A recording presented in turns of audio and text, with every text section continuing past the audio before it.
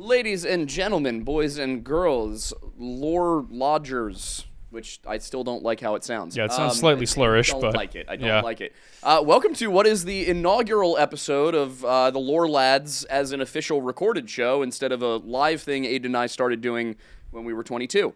And I think as this is not supposed to be on the table still.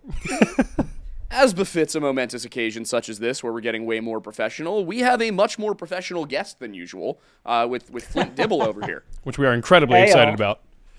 I'm not sure how professional I actually am, but you know. More so than a lot of the people we've had on for this kind of interview about a topic.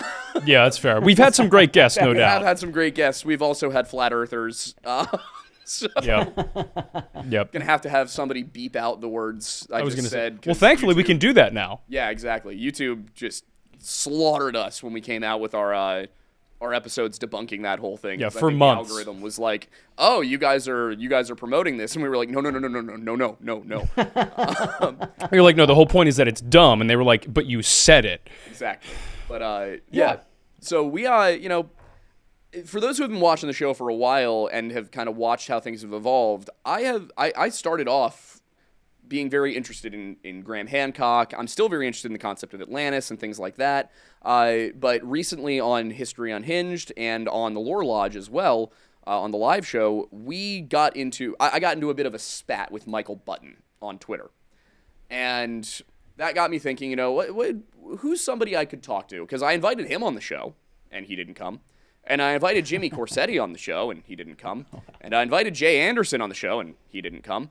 So I was like, oh, okay, who will come? And the answer was Flint. Bam! Represent the side of good.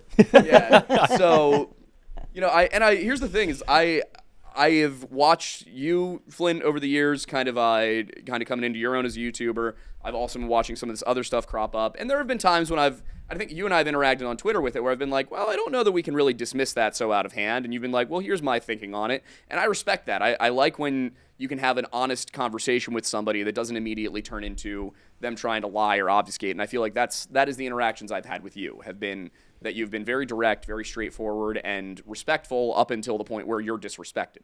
And so I appreciate that just as both a content creator and as a person, because that's what dialogue is supposed to be about. It's not supposed to be about mudslinging, and that's how for me it started in all of these cases. And I think for you, and generally the same way, like Michael Button, the first interaction I had with the guy was, hey, I understand where your question's coming from, but we actually have this documented. Like, we know how this happened. It was about a really big piece of stone in a castle in Japan, and it's like, well, the rock was already there.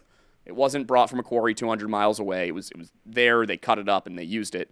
And then from there, he just went off the rails. And you had the same thing happen on a much grander scale with Graham Hancock and Joe Rogan. So, I think just to start off, I kind of want to continue the conversation we were having before this, which is when it comes to Graham Hancock and the going on shows like Rogan, what have you sort of learned about this? I don't like using the term pseudo-archaeology, but the pseudo-archaeology space, for lack of a better term.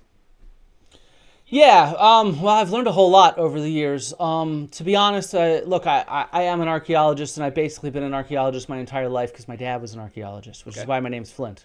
So most archaeologists that engage with this sort of community that believes in fake archaeology, they oftentimes, when they were younger, they believed in that fake archaeology, and then they went to university and they realized, oh, wait, the real archaeology that archaeologists and historians present actually has a lot of evidence for it. And so they try to kind of pay back their dues, let's say, by engaging with people that believe the same stuff they used to believe. Yeah. In my case, it's actually different. I'm one of the few, I would say, people who actually engages directly in this space from the sort of scholarly community, at least, who never really believed in this stuff, because I've always engaged directly, firsthand, with artifacts and sites and archaeology, and I've understood how it's formed and just how much there is that the public doesn't know about. Just the millions of sites and billions of artifacts that we study on a regular basis. And so, for a while, like many of my colleagues, I actually just gave a talk here in Cardiff yesterday for Cardiff? my colleagues. And Yeah, I'm in Cardiff, Wales, is where I teach. I was supposed to go to Bangor for grad school, but then COVID. Okay. Yeah, that's right nearby. Bangor's great. Yeah. And so one of the things that most of my colleagues don't realize is just how popular this sort of alternative history is. And, my own research, I'm writing a book on Atlantis and lost civilizations right now for the public, is I've realized just how popular it is. About 50% of people believe in this stuff. And it largely comes down to the fact that they don't have the chance to engage with real archaeology. Mm-hmm. And so, my own experience has been kind of really eye-opening, like, wow, so many people believe in this. And then B, the other eye-opening thing is just how much spite and passion and anger exists in this space, like what you were talking about, your engagements with some of these people. They respond extremely defensively. They get extremely mad. They block. They start slandering people like Dan Richards. And Jimmy Corsetti, when I had to delay my debate, he claimed I faked my cancer. Who the hell does that? Like, that's so I've been fighting cancer since 2021. It started in my arm, and I had major surgery there. And then literally the day after Graham Hancock and I agreed to the debate, he announces it on Twitter. Literally that next day, I get a call from my doctor saying my cancer has returned to my lymph nodes. Ugh. And so, I had to have a major surgery, and then I was on chemotherapy. So I was like, I'm going to have to delay this debate for 6 months because I got to, deal with this treatment.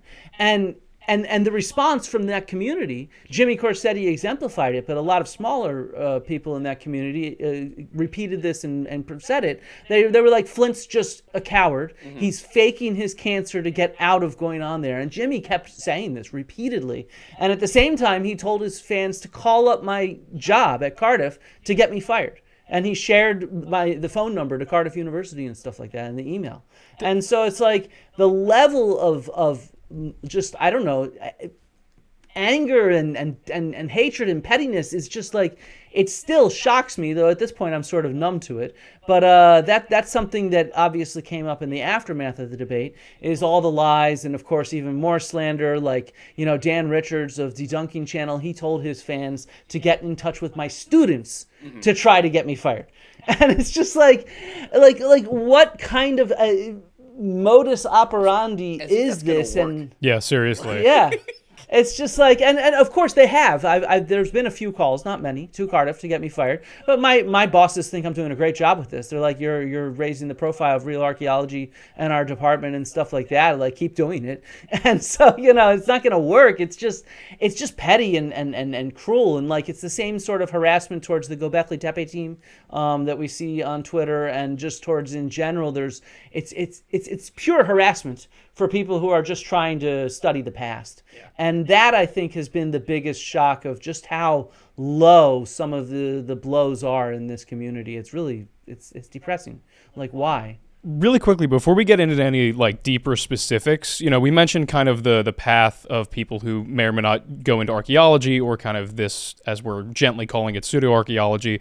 But for most people, I feel like, who are engaging this with a casual eye, can you explain what real archaeology is? Because I know we all watched Indiana Jones as kids, and that was fun. But I think most of us know that's not really how it goes. I do want to get there in just a second, but there was one thing I just wanted to bring up, because I think the reason, in my opinion, that the people are getting so up in arms all of a sudden, and why there's so much vitriol, and why it has to get so personal immediately, and it can't just be a debate, is, on the one hand, because they actually, they're grifters and they know that they don't have a leg to stand on.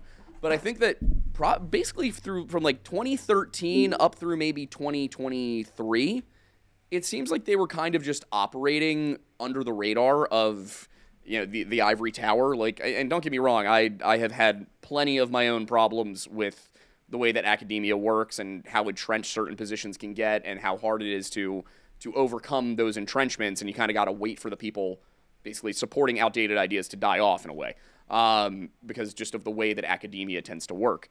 But when I look at these guys, what I see is that they had a decade where nobody was really monitoring what was going on. We all just kind of, and I was too young, but I think from what I understand, everyone in the field just kind of went, it's just more of that ancient aliens BS. So that doesn't, nobody believes that. But then in the absence of people pointing out how wrong it was, and as it moved from, kind of corny, cheesy History Channel TV onto platforms like Joe Rogan and Netflix, I think that there was a legitimization.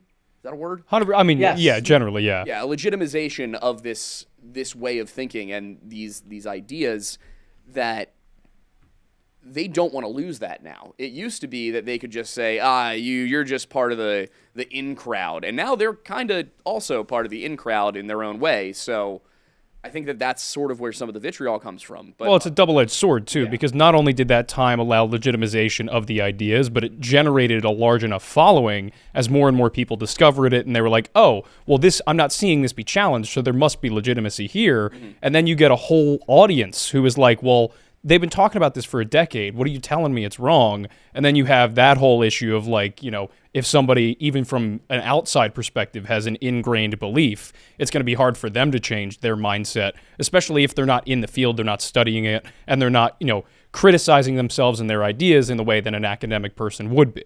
Yeah, and I think that's... I was going to say, I fully agree with everything you guys are saying. And in fact, this was a large reason why I agreed to do the debate. Yeah. And, when you look at this stuff, this stuff has been off the radar for most scholars, other than the few that have published some articles and stuff like that in scholarly journals and whatnot. And what really, I think, woke everybody up was Ancient Apocalypse on Netflix being advertised as a documentary. Mm-hmm. And IMDb classes it as a documentary. And if you go on Amazon.com, Graham Hancock's books are consistently bestsellers in the field of archaeology. In fact, they're oftentimes the number one bestseller. And that's an air of legitimacy that convinces a lot of people. But what people don't seem to realize is, there really is no evidence for this. Like it's not even that there's no evidence for it. There's plentiful evidence against it. Like I cannot emphasize enough. It's not 99 out of 100 archaeologists that disagree with this. It's 100 out of 100. Anybody who knows the evidence closely realizes that this is not legitimate. It has not a single evidence leg to stand on, and I mean not a single one. Like I'm not exaggerating here, and we can get into it some. Yeah. But there's plentiful evidence that actually goes against their claims, so the specific claims and the broad level claims. And so the fact that it's so popular and legitimate has been sort of eye-opening, because it's like all of a sudden archaeologists have woken up to the fact that we are really shut out of the media and of social media. Journalists, they publish headlines, archaeologists baffled. They got lucky to find this. It's never about our hard work and ingenuity and stuff like that. It's about us just getting lucky. Documentaries on TV, including Ancient Apocalypse and Ancient Aliens, but plenty legitimate ones as well, they frequently clip us out of context so that we cannot even make the points that we want to make. And so we're very much shut out of the discourse that's going on publicly. And that was my main reason for starting my Twitter in the first place and just sharing my research, but then eventually starting to engage in this space with fake archaeology, because I realized how many people saw it as legitimate.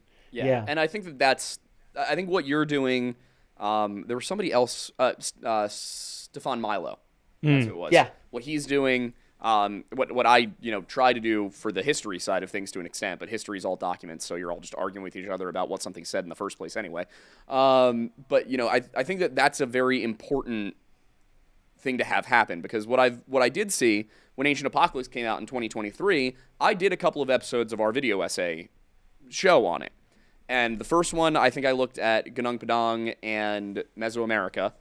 And then the second, I looked at the structures on Malta. Basically, those two ideas he put forward. And I noticed pretty quickly that there were some things that you could tell Graham Hancock learned something 40 years ago and doesn't know that we've progressed past it. He'll say stuff that was true of the Maya in the 1970s, but then we decrypted their writing system, and now we know what they actually believed. He would say stuff about the Aztecs and Quetzalcoatl, which weren't really true, but you could see where they came from. It was just outdated and bad sources. And so that was the thing, is I basically was, my position by the end of those two episodes, and they didn't do very well, so I didn't keep the series going, was Graham isn't it didn't seem to me that Graham was deliberately misleading people. It seemed like he had bad information. So I know we talked before the show, and you might not necessarily agree with that, and I'd like to get into that in a little bit. But one thing I did notice, and part of the reason I think that what you're doing is so important, is when I went to do the Giants of Malta one specifically, what I found was that what I could find, I should say, online. And keep in mind, I know how to use JSTOR. I know how to use my university library systems. Like I know how that works. I could not find any explanations of, I think with regard to a specific thing, and it was an underwater. What Hancock was suggesting was an underwater structure built by humans that I think was like 50 to 100 meters below.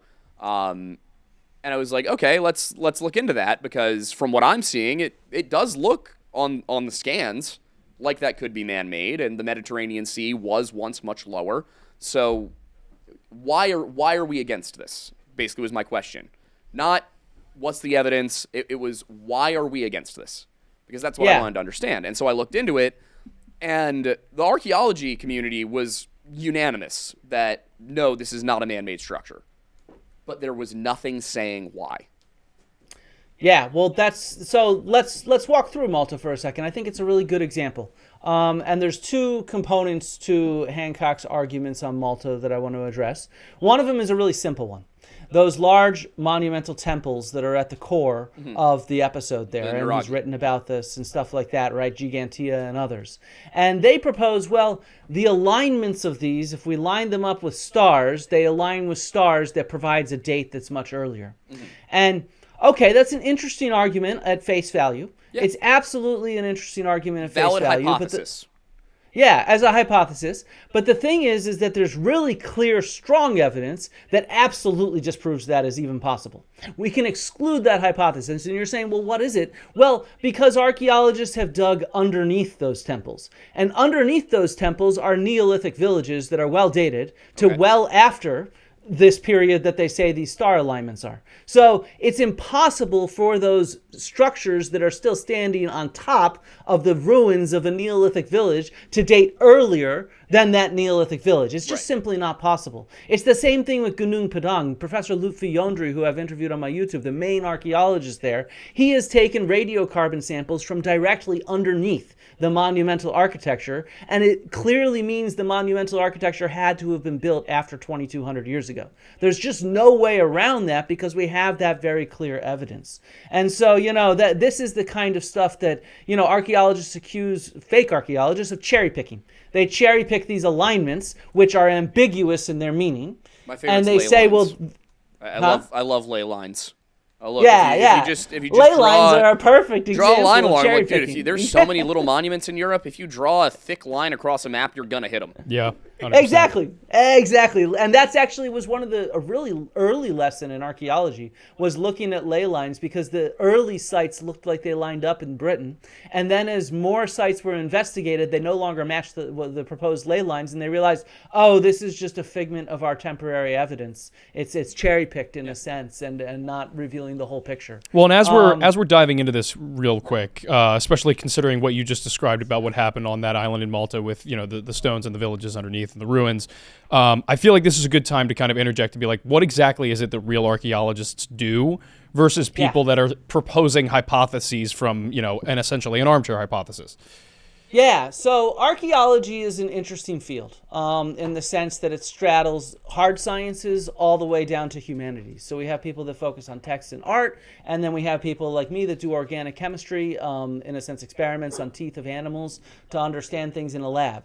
But at the core, when it comes to excavation, we're always trying to hypothesis test.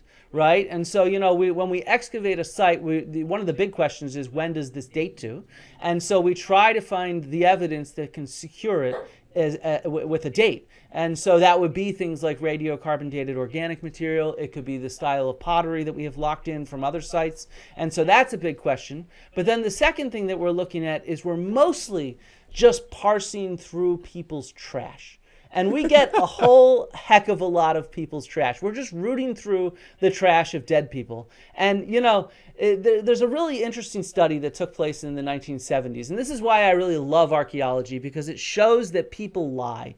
Like, I can't remember if it was before we started or after, but Aiden, one of you Aidens, mentioned that history is people debating over texts and the meanings and stuff like that. Yeah. But what archaeology demonstrates is, like, these texts are oftentimes, these myths, whether they're myths or whether they're documentary evidences, are less reliable than we think. And the reason we know this is because of something called the Tucson Trash Project, which took place in the 1970s. And Bill Rathje and people from the University of Arizona went door to door, and they recruited volunteers who were willing to fill out anonymous surveys about what they were doing and throwing out in their trash, and then they were willing to give their trash to the scholars to compare them. And what's really, really cool is people just lie. This is anonymous. There's no reason to lie. And so they're lying to themselves. So they say that they eat more healthy food than they actually throw out, and they eat less junk food than they actually throw out. They claim they drink less booze than they actually throw out. And since this is the 1970s, everybody's, they have paper pornography. They claim that they consume less paper pornography than they actually throw out. We just fucking lie to ourselves, to our friends, to our family, to whatever. And the way to fact check that is through the trash. And so this kind of trash, we piece it all together to look at human behavior and human activity to understand what's going on in the past. And we usually come up with a range of different possible explanations, because that's the hypotheses. That's how scientists work on stuff. And then we work to test them by excluding one after another until we're hopefully left with one. Sometimes we might be left with two or three to explain what happened in the past. And so, that's why we can exclude this idea these temples date so early, because we have clear evidence against it, for example, right? And so that's kind of what we do. And our data set, by the way, is really friggin' large. I think I showed in my intro to Joe Rogan, I showed a map that was created by a PhD student of 171,000 sites just in the Horn of Africa. Right? Wow. There are millions of sites worldwide. There's tens of thousands of sites just from the Paleolithic and the radiocarbon database that exists. And each of these sites has tens of thousands to millions of artifacts with which we're analyzing and piecing together what happened. So our data set is really quite rich, and that's where cherry picking, we can observe this cherry picking, but if you don't understand the data set, it can be convincing. You can be convinced otherwise, right? Yep. Yeah, I think I'm glad that you kind of put it together that way, because the other thing I think people don't really realize about archaeology as a field is that it's kind of younger than history. History history as a methodology is 200 years old. Archaeology is younger. 150 years ago, Heinrich Schliemann was blowing up Troy with dynamite. Yeah. He found it. He did get there. He did find professional Troy. Archaeology is 20th century onwards, really. Yeah. And really, to be honest, the professional methods we use were really mostly developed mid of the 20th century onwards. Yeah, one of my favorite stories about archaeology is that I'm sure you're familiar with Alfred Kreber. Mm-hmm. Back in the early 1900s, the 1920s, he was I forget exactly what his position was, but he was with the University of California, and some guys came to him and said, "Hey, we found some weird stuff in this bat guano cave in Nevada. We tried to sell it to the Smithsonian, but they don't want it. They want it, but they won't pay for it. Anyway, we sold everything we could. Now, if you guys want to go excavate, I'll give you the cave." And then he didn't actually have an archaeologist available, and he didn't want it to go to the University of Nevada or the University of Idaho or Utah or something like that. So he sent a night watchman. He gave a night watchman a crash course in archaeology and said, "All right, go start digging and record everything you find." And to the guy's credit, I can't remember the security guard's name. Llewellyn L. Loud. Yeah, that's Llewellyn it. L. Loud, right? Yeah, that's it. I've never heard the story. One of the hardest names to pronounce of all Great time. name. Great Welsh name. Good Welsh name. Yeah. But he goes there and he does a better job than most people would do, but it's definitely not proper stratigraphy. He breaks things up by lot, not by depth. It just isn't done right. But you kind of look at it and you're like, oh, well, archaeology really comes into its own in the mid-20th century. And it's like, yeah, before that, it was a mess. Even when you had trained archaeologists, you didn't have enough of them. and sometimes they had to delegate to people who had no training whatsoever. So it's always fun. One of the funniest things to me is when these truth seeker types will be like, well, back in 1875, this book said this. And I'm like, yeah, it's because they didn't know anything. Yeah, I mean, this is actually a really good point, and there's 2 points that we can make off of it that I think are really interesting. And one sort of relates to, you mentioned Schliemann and Troy. Yeah. Everybody always uses that Schliemann found Troy, so that proved that Troy existed. And like it's like a debunk of archaeologists, like, oh, you never know what you're going to find. And it's like, man, you guys don't know your history. Everybody knew Troy existed. Alexander the Great, we have clear historical records of him going there. We have clear historical records of Augustus going there. We have clear historical records of a Byzantine bishop seated at medieval Troy until about like 1100 AD, when it was finally abandoned. So nobody friggin' doubted that Troy existed. What we doubt is how much of the myth is true, but nobody doubted the existence of Troy. What everybody was debating about was which of these mound sites in Turkey is Troy, right? Yep. And Schliemann helped answer that, of course, with others. Frank Calvert actually did it before him, and Turkish scholars knew about it before that. But so that's a key point. But also, this is a breeding ground for these conspiracies, not these conspiracies, but these fake ideas. Oftentimes comes from sites that were excavated and leveled out very early. Because, when a site is fully excavated out in the 19th and early 20th century, what that means is all the evidence has been destroyed. So they didn't collect all the pottery, they didn't collect the bones, they didn't collect most of the stuff. They plowed through the soil, so we don't understand the stratigraphic layers. And so, archaeology is very much destruction. It's why the pyramids are so difficult to answer questions about, because we have literally 2 artifacts from the Great Pyramid. Compared to, the site of Azoria on Crete where I work, where we have millions and millions of artifacts produced in 10 years of excavation. And so it's just like, there's a lot of questions I have. these early people, they didn't collect stuff, they didn't save stuff, they didn't record stuff. And so what we've learned to realize is to have an appreciation for what archaeology is. And archaeology, like a lot of different fields of science, like biology and astronomy and whatnot, is based on sampling. So we very carefully take samples in order to answer a question, in order to try to test a hypothesis. And we never dig an entire site, because we know that future people are going to have different questions, different hypotheses, different methods, different sampling ideas to be able to approach those contexts, because we want to have that kind of long-term perspective. Because personally, I fucking hate Heinrich Schliemann for blowing up with dynamite Troy. He destroyed so much evidence. Yeah. And you could say that about pretty much any 19th century ones, even the ones that weren't using dynamite. So yeah.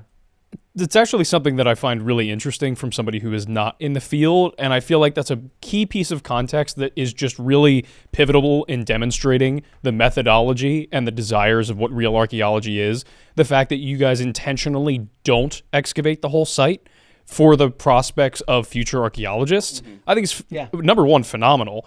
Number two, it really speaks to how methodically thought out everything within the profession is, way more so than a lot of people who are either criticizing it or are not involved give it credit for. And speaking of criticizing it, this is a great segue into the issue of Jimmy Corsetti and Gobekli Tepe, because I will say, I don't know, I haven't listened to Graham in a while, but the stuff he said about Gobekli Tepe has not felt nearly as offensive.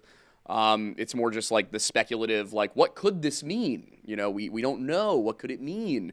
Whereas Jimmy is actually actively going out and attacking the archaeologists working on the project. And like one of the things that I think wasn't well explained that Jimmy was hammering on was the fact that archaeologists are holding off from excavating the entire site. And he's, of course, taken out of context the reason why and said, they're trying to hide something. And in reality, it's a mix of things, including not only what you said, but also the fact that archaeological funding is really hard to come by. But one of the most ridiculous things he'd said that I saw was that it's not important to preserve shards of pottery.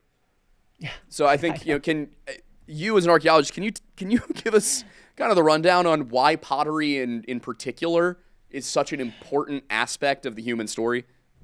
I can, but I also want to make fun of Jimmy Corsetti by saying this is pre-pottery Neolithic at Gobekli Tepe. There's no pottery there. Amazing. There's not a single. I mean, there's a few later potsherds from like the medieval period and whatnot, but the period that everybody's interested in with those stone megalithic enclosures and structures, and then the houses around them, there's no pottery. There's zero pottery from them. So no, archaeologists are not digging slow to save fucking pottery from Gobekli Tepe. So he's just an idiot, which also shows I don't know how he has the following he has, because he's just an idiot. Well, you got to remember, there's what's the George Carlin quote? Look at the average IQ, and then half of them are dumber than that. Yeah, seriously. And so yeah, but okay. So in a sense, if you look at archaeological sites, there's sort of two different periods. There's the Stone Age, where most of our artifacts are stone tools, and then there's once pottery is developed, most of the artifacts become pottery. And the advantage of these types of artifacts is that we have, like I said, millions of them at most sites, and at each site. Mm-hmm. And that kind of data set means we can get very granular with what we are talking about in terms of what they mean, in terms of the date that they date to and how they are used. When you have millions of stone tools at Gobekli Tepe, you have arrowheads, you have knives, you have different kinds of things like that. They all follow different stylistic variations, which tells us about their use, but also tells us about their date. And the way you could think about that is different models and makes of automobiles, of cars.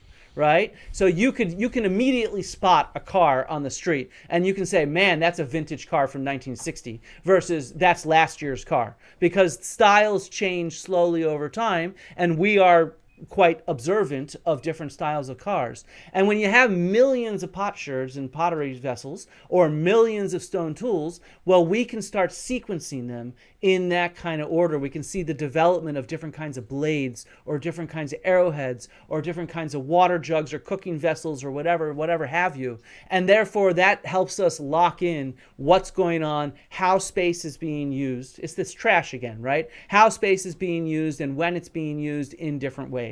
And so it's really the most important thing, because it's so numerous, and it's that quantity that lets us then build and test hypotheses, rather than just some exceptional find where there's lots of different explanations that you can't really test very clearly, right?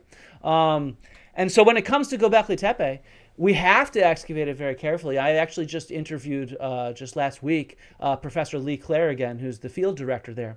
And it's amazing what they've done in the last couple of years. Jimmy Corsetti's like, they're not digging and whatnot. They have, for example, so you guys know these stone structures at Gobekli Tepe, right? Yeah. So yes. I got a question for you. How would you describe these stone structures with these large megaliths? What are they? What would they look like to you when they were used? Oh man, are you talking about like the T-pillars? Yeah. I mean, having looked at them, they look like they might be, any number of things. Honestly, I've seen some suggestions they're constellation maps. I've seen some. No, I mean like in their form. Like, what did they look like when they were in use? Like, if you wanted to compare it to another site or another structure from another site, what would you compare it to? It seems like maybe a temple. Okay, so did it have a roof? It seems like, I mean, the first thing that comes to my mind, I can't remember what it's not Easter Island, it's the other one that's in the UK. Yeah, that's it. Granted, I haven't seen it in a long time, but that's the first thing I'm thinking of. And that's what most people think. That's actually how this was initially presented. These are stone circles, megalithic stone circles. We have all these T-pillars that make a circle. But they have now, convincingly, they have multiple lines of evidence that show that they had a roof on them. Interesting. And in fact, what's really cool is that the entrance to these enclosed structures, so they also had walls. These T-pillars were built into walls, so they're a full building that's enclosed in a wall with a roof on top. And guess where the entrance is? The entrance is in the roof. Interesting. So you climb down a ladder to get in. And this is why I'm making this video. It's called The New Story of Gobekli Tepe, because they have now put together how the site functions, and all the different households around, they also enter in through the roof. So what they have is they have these portal stones, they call them. They're basically the entrance that are built into the roof. And so they're very consistent. They're in every single structure there. And this is actually really common at Neolithic sites in Turkey, like Çatalhöyük and others that are later. We know that they were built in that way to enter in through the roof rather than through a doorway. And so our picture of what Gobekli Tepe looks like has completely revolutionized just in the last few years of excavation. So when Jimmy Corsetti's like, we have to uncover all these T-pillars, he doesn't even understand that these T-pillars are embedded in built walls and that they change phases, the structures actually get slightly smaller over time, and that there's a roof over top. So there's no way to view constellations, for example, from them. There's no alignment to them because they're entirely just a circular structure built into walls with a roof on top. So basically, to put it in modern day terms, they are the framing pieces of lumber inside of drywall that supports the roof, just to compare it to today, which is hilarious. Exactly. In fact, that's actually a big point of what Lee was telling me, was that how they figured out how they support the roof. In fact, so they supported the roof, but the roof also helped stabilize them with the weight of it, for example. And so, yeah, exactly. Except they're decorated, of course. They're decorated with this cool stuff that relates to their culture. So it would be as if you had a log cabin with wooden beams that was framed around, and those wooden beams were carved with intricate designs. Right? That's so cool. It's kind of what you should be thinking about here. And there's 3 different sets of these enclosures, 2 of which have been excavated, 1 of which they're waiting to excavate when they get to it eventually. And, what it shows is these are different areas of the large community that is there. And that's the other big news story of Gobekli Tepe, which, by the way, if you're watching this, I should be releasing this video sometime in December about all the new stuff that we have that Lee shared with me. And, that what this means is it helps us put together the larger community. When this site was first excavated by Klaus Schmidt, in the 1990s, he called it the world's first temple, right? And we're all focused on these circular enclosures with these T-pillars, but the reality is that the recent excavations have been focusing primarily outside of these enclosures, and what they've found is a very dense neighborhoods of houses of people living there. And see, that to me that's the fascinating part. Yeah, the temple's cool. And I do want to come back and ask you another question about that really quickly. But I look at this, and again, I'm a historian. I am not an anthropologist or an archaeologist, but I took classes in these things. And one of the most fascinating things to me about anthropology was sort of the story of how we came to create civilization, and how it starts with sort of subsistence agriculture, and then small scale farming, and then large scale agriculture, and then artisans develop because not everybody needs to be making food anymore. Then you can have pottery, you can have architecture, you can have metalworking, things like that. And so it all starts with agriculture, but up until very recently, it seems like we were all pretty convinced agriculture starts around 8000 BC. That's kind of where it comes into its own. Yeah. And this predates that by 3,000, 4,000 years. No, this dates to around the time that we know agriculture starts. Okay, so this is a later phase. But what's fascinating about that, and so this is another big part of the news story of it, that it's just been coming up in the last, let's say, decade. So again, the original excavator, Klaus Schmidt, before he had specialists carefully study the animal bones and the seeds, he actually thought that this was part of the development of agriculture because it dates to the exact same time that we first start getting domesticated crops and domesticated animals. But once archaeologists who specialize in this stuff, like me, I'm an animal bone expert, there's seed experts and stuff like that. Once people sat down and started studying this stuff really closely, the thousands of remains that they have, it turns out that Gobekli Tepe, they're not eating domesticated crops and domesticated animals. They are hunting gazelle, and they are foraging wild plants, a wide range of them, primarily wild wheat. So it is similar, but just down, just south of there is where we get the first farmers that have actually domesticated wheat, and we know that they've controlled the reproductive life cycle of wheat. Right. While these guys are still gathering wild stands of wheat. They might be, helping out these wild stands of wheat, maybe watering them, maybe weeding them, but they're not planting them. Yeah. That is for sure, because these are wild wheat seeds. And so, it gives us a very different picture on this. In fact, the narrative that you just explained to me about the sort of development of civilization, it's not just Gobekli Tepe. Dozens of different sites are overturning that traditional narrative. What we are realizing is that each of these innovations happens independently of one another. Agriculture, monumental construction, art, hierarchy, the development of hierarchical organizations, stuff like that. They're all happening independently of one another. It's no longer a sort of linear trajectory that we're looking at. And so, a good example of that is a lot of these fake archaeologists, they claim that Gobekli Tepe sort of proves this fake narrative correctly because it shows that civilization didn't develop in the way that we think. Well, fuck, A, we already know that. Civilization didn't develop in the way we already think. But B, there already was monumental architecture this early from 11,000 years ago. It was excavated just south of Gobekli Tepe in modern Israel at the site of Jericho by Kathleen Kenyon in the 1950s and 1960s. And right there is a huge monumental tower. It's called the Tower of Jericho that was excavated. It dates to the same time period as Gobekli Tepe. So we already knew that in this region there was monumental architecture so early, but the difference is at Jericho, or Tel es Sultan as it's also known, they are agriculturalists. They have domesticated crops, domesticated animals. They're living a different lifestyle and producing a different style of monumental architecture, if that makes sense. Yeah, that's actually what I was trying to get at, was sort of that this is now turning what we used to believe on its head in a way.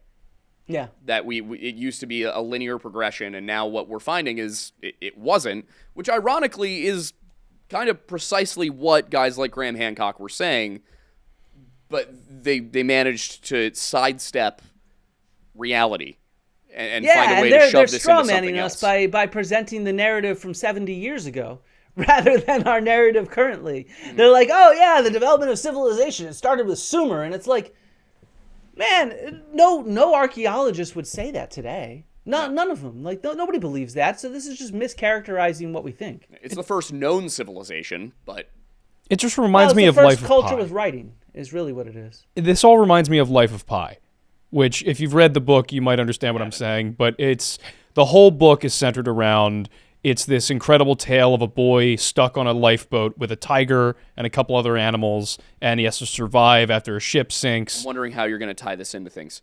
And at the end of the book, it's concluded that he's told this whole story to a couple of people that were asking how he survived, and they were like, "We don't believe that. Like, that's too mysticism. Like, it's too insane." And the boy says to them, he's like, "Well, I mean, I could have told you the story of how a young boy was trapped on a lifeboat with his mother, a fat cook, and like a sailor and one other person. And the cook then killed the boy's mother and the rest of the people on the lifeboat. And then the boy had to survive with the cook that had killed these people and try and survive that." And the guys in the book are like, "We prefer the tiger version." Yeah. And it's like, this is what that's reminding me of. It's like people are preferring the more mystical version of the story. Yeah. Now, I'm in the minority. I would love to hear the story about how a boy survived, like, living on a boat with a guy who killed his mom, or, like, things like that. Like, that's... Because I would kill the guy. Yeah, well, yeah, but also, like, just that's a wild psychological thriller that, is really interesting. But I think that is also true of what's happening here, is, like, for the people that are interested in the reality of the situation and the minutia that, of the details that really actually tell us the story of what human history and life was like in time past, real archaeology is more interesting. But I think for a layperson who's not in the nitty-gritty or who's not particularly interested in that level of nitty-gritty and likes the idea of there being a greater purpose to these different things that don't, at least to their knowledge, have these full explanations, I can understand why people gravitate to the mystical style. But at the same time, and kind of what we're doing here, and especially what you're doing on your channel, Flint, is there needs to be pushback and recognition that, like, hey, you can like these stories, but you need to recognize that they're not real. Exactly. I think you've summed up a lot of things really clearly. It ties back to what we were saying about how these narratives are legitimized, despite them not being real. But it also ties back to things that I've heard a lot. I remember there was an episode of Joe Rogan when he had on the Y-Files, the guy from the Y-Files, AJ something.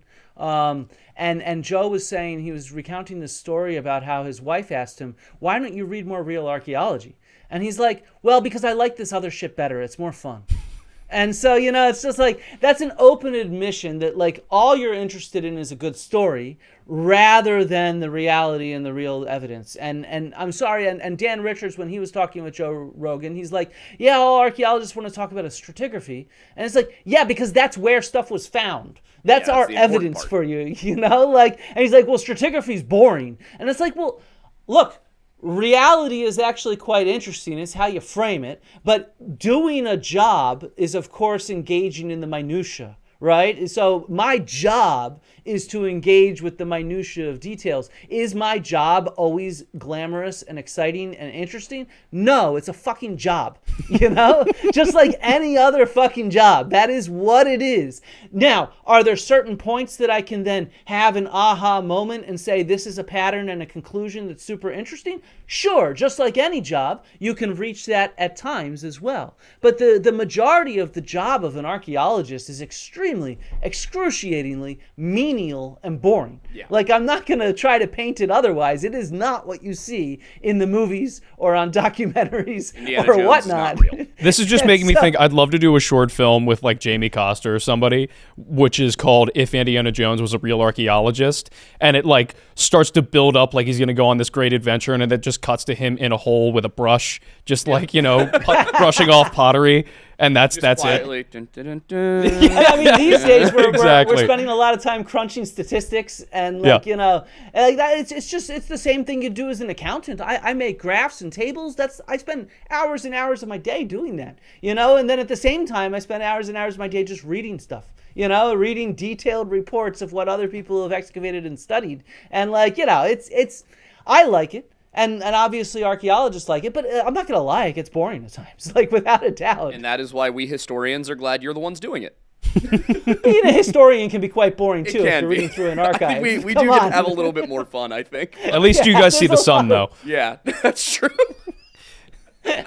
Being a historian's pretty fucking boring too, trust me. Yeah, I found a way to make it fun. I think I forget that sometimes. Like I found a way to make this career entertaining. Yeah, you found the one path Yeah. that keeps things dynamic. Because I just get to keep asking questions and then just chasing them down.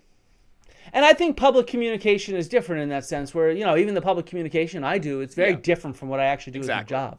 And so, because my goal there is to find a story and an interesting story too, which means you got to slog through some shit, but then you come out at the end with an interesting story, hopefully that people like. And, like that's kind of, it's different. That's public presentation versus, spending hours in an archive and reading through scripts, receipts. That's most of our historical evidence are receipts. Yeah. And so you can imagine that's just being an accountant again. Yeah, good point. Everything just comes back to accounting in a way. Yeah, it really does. In a sense, No one asks questions. So I do want to kind of spin this a little bit into fun territory. I've been having fun, but fun territory. When it comes to the concept of Atlantis in a broad brush sense, that there was a civilization. I'm not going to say advanced in the sense that they were anywhere near us, but let's say Copper Age, at the most. Do you think that there's any possibility that there was something that maybe hit Sumer's level and then disappeared that could have inspired this legend? You mean from the Ice Age? Is that what you mean? Yeah, like that 12,000 years ago point. Aha. No, absolutely not. There's 0.00000000001% chance of that actually existing. And the main reasons why, I sort of walked through this on the Joe Rogan episode, is what we know about the domestication of crops and our environmental record for pollen and stuff like that, as well as our record for metallurgy. And it's quite clear that there is no large-scale agriculture or metallurgy or urbanism so early. And this isn't just archaeological evidence. Like I presented sort of trace elements in ice cores, which people accuse me of lying on. I didn't lie at all on that. Like, in fact, when they claim I lied, they show an article that says natural changes, which geochemists have basically pieced together that the trace elements that end up in ice cores before the Bronze Age, and especially before the Iron Age, they come from wind-blown dust. And they can correlate that with isotopic analyses that show where that dust comes from, the composition of the different trace elements, and then, of course, the timing of the changes that relates to different changes in climate and environment. And so, this work's already been done. I didn't lie about jack all, but whatever. People are going to say that.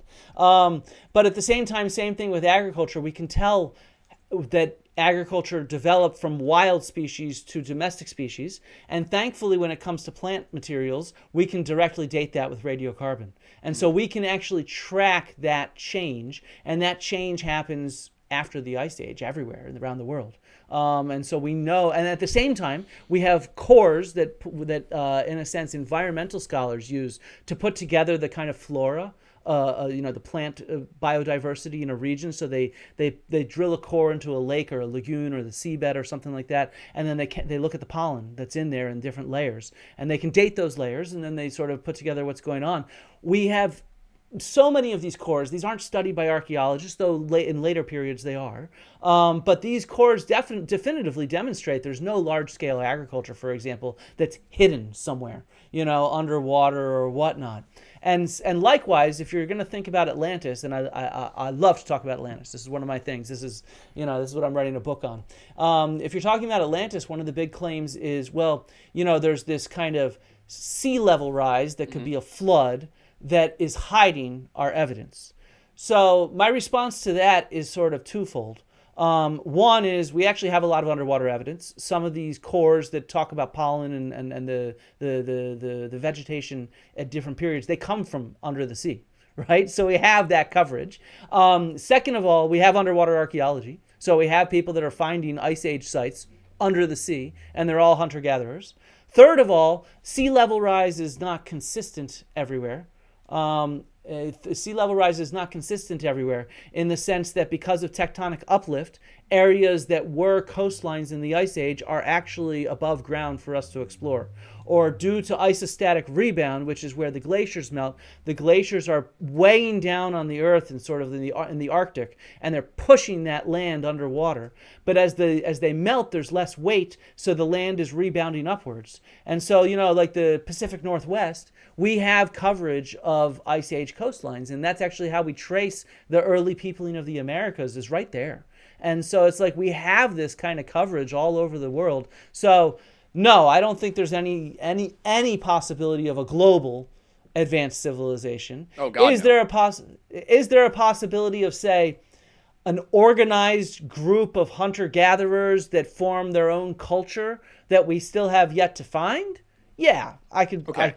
That's not a problem. Are they practicing agriculture, metallurgy, monumental structures, stuff like that? No, definitively not.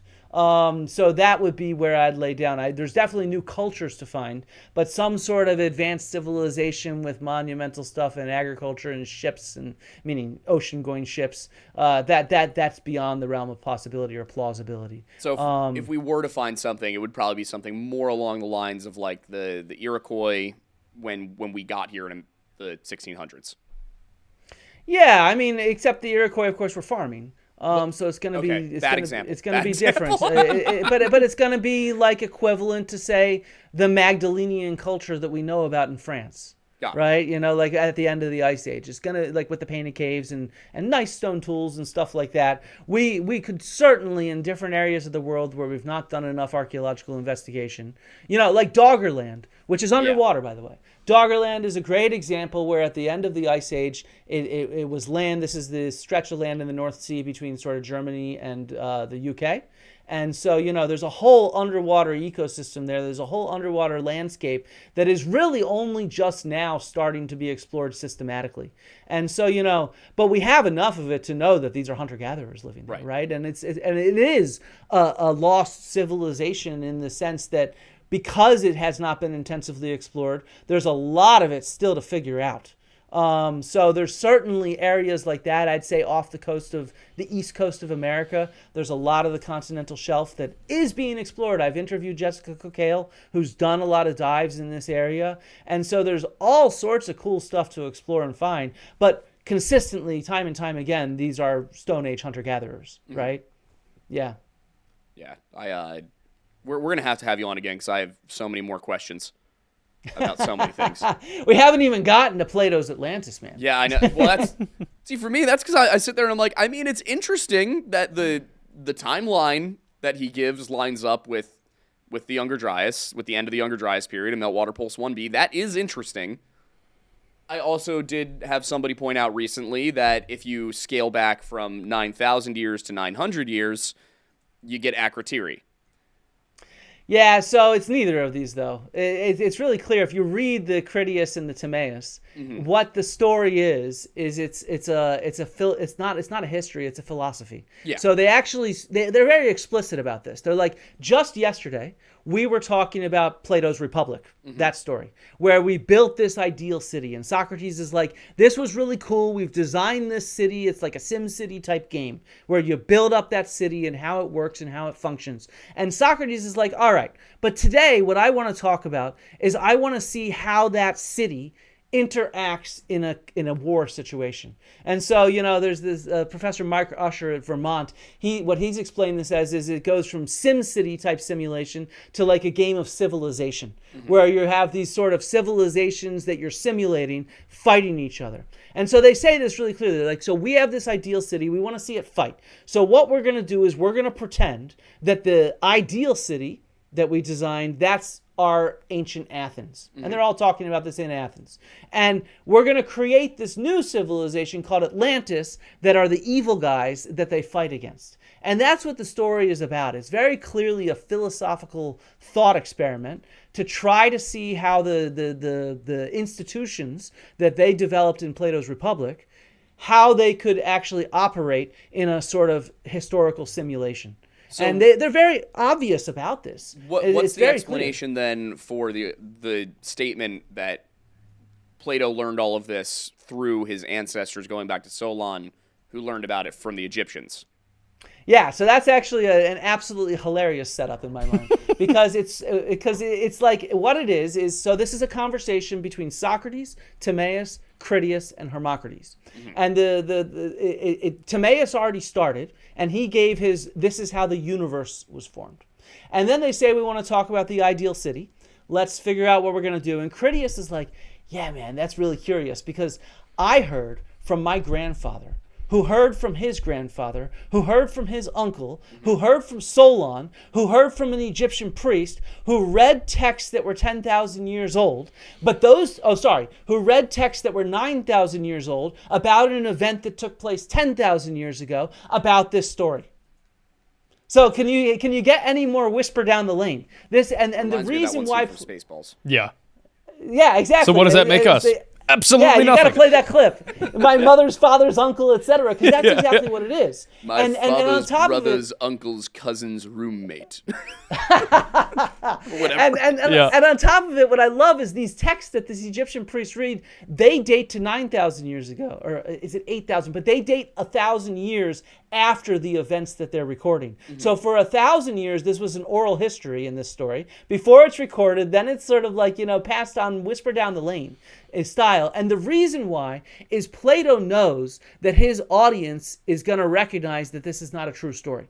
And that's because the setting for this story is not just Atlantis, it's Athens. Yeah. And so he actually gives and I'm an archaeologist who works in Athens, so this is one of the things that I write about in my book that I'm writing. And so what he spends as much time describing this fictional ideal city Athens as he does Atlantis, and everybody ignores that because this is where we can fact check it, because he's describing a real place, Athens, a place where he lives and where his audience knows it really well. So the question is, why does he get it all wrong? He, for example, describes, the famous Parthenon. That's on what's called the Athenian Acropolis. He describes how this rainfall event, it caused a lot of erosion that disconnected the Acropolis. It used to be 10 times larger, and it used to be connected with this other hill in Athens called Lykavitos. Well, geologically, we know that's never happened. Like, we just know these were separate bedrock outcrops, for example, that were never connected as one hill. Or he describes the temple to Athena. And the temple to Athena is a really good smoking gun because that's something that every single Athenian is going to know about. That temple to Athena was built only about 200 years before Plato lived, and it was destroyed by the Persians when the Persians invaded in 479, 480 BCE. And so this is like a really famous monument. It's so famous in Athens that they left the ruins untouched as a memorial to the destruction of their city by the Persians. And he is now taking this monument that every Athenian knows about and talks about. It's there for them to see. And he's saying, oh no, it's 10,000 years old. And it's just like, they all know this is not true. And so that's where that whisper down the lane setup is a wink to people. Already they set this up, we're creating a simulation. And then it's a way of saying, all right, here's the fiction of this story, how we set it up.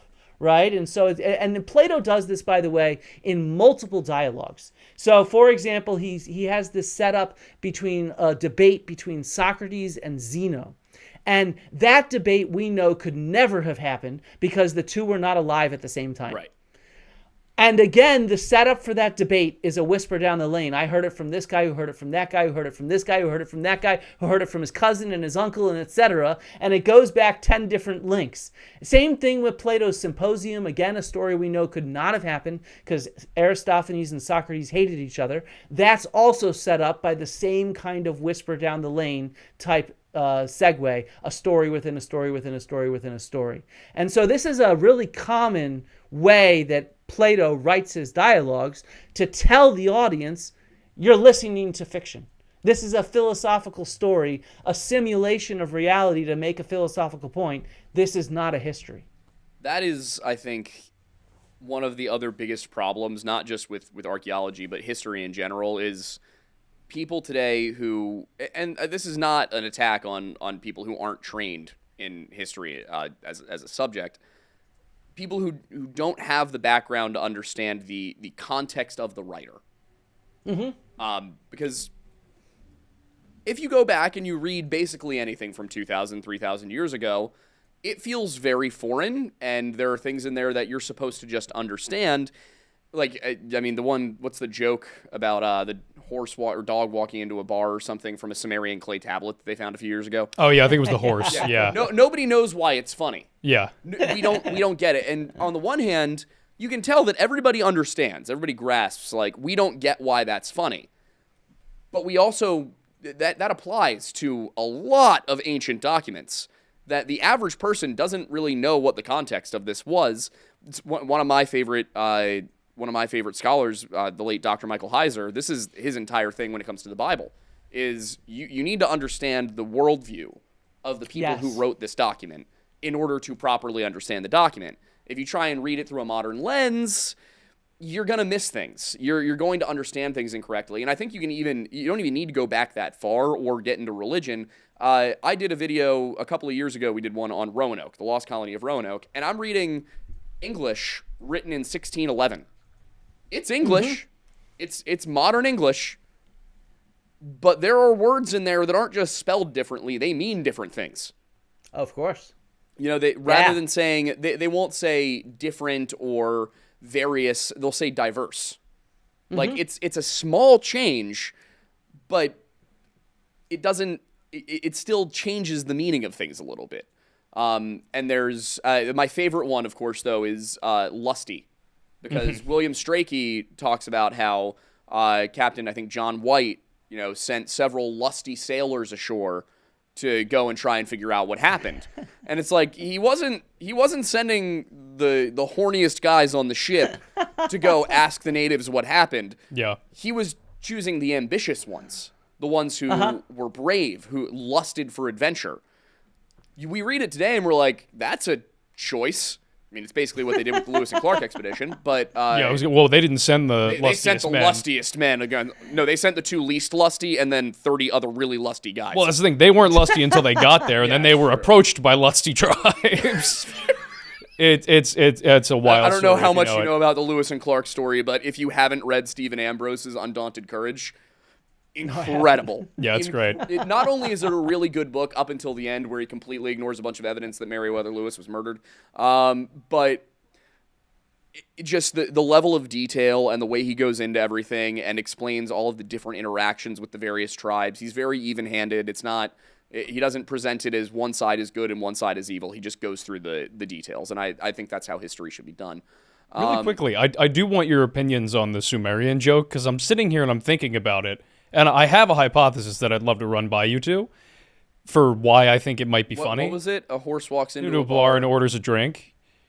I think that's it. And you could you're more easily to check it on that, but if I can look it up. If that is the joke, I feel like it's just a prime example of how things advance over time.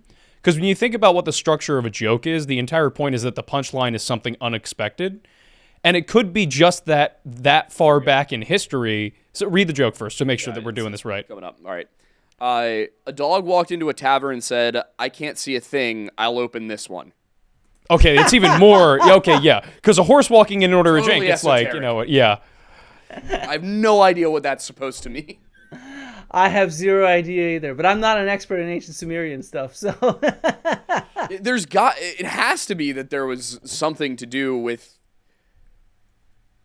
maybe every drink being the same at a bar. I don't know. I can't. The only thing I can imagine is you walked in the bar and you're like, "I can't see a thing. I'll open this one."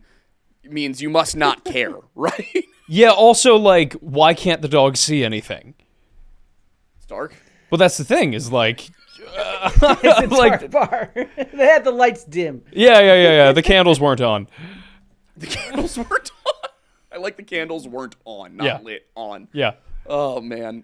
All right. Well, I think we are coming up on. We're just over an hour. We're just over an hour? Yeah. Oh, wow. We can keep going. Yes. Sick. Yes. I'm so used to going over time. I have questions. Do you have questions? I do have questions. You ask your questions first because I had to pee anyway. But wait, that's the nice thing is we don't have super chats to worry about now. Before you ask a question, I got to say that you're exactly spot on. This is exactly the key, is understanding context. When people talk about anomalous artifacts and anomalous monuments and stuff like that, they usually are not anomalous. There's actually we do occasionally get some things like that joke where we don't quite get it, but there's usually a wide variety of context and footnotes that we can use to explain stuff. And so, you clearly have an education in history and archaeology because you are describing exactly the point here that we interpret stuff based on their contexts, So, yeah, it's a really important point to hammer home.